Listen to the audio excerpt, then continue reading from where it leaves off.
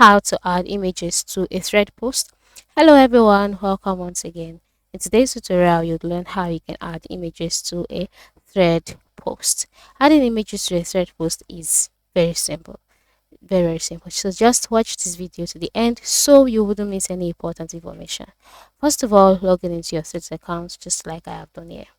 And once you are logged in, on your threads page, move to the bottom part of the screen, all right, where you can see icons such as home, search, plus icon, like, profile. Click the plus icon and then go ahead to um, type in the text that you'd like to post, all right, and then once you're done and you would like to attach an image, at the bottom part of the text box, you can see the media icon. Click that and you'll be directed to your media, your gallery.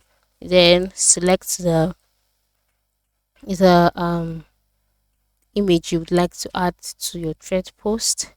Okay, just select as many as possible. Then move to the top right corner of the screen, click done. It will be processed and then the images will be attached.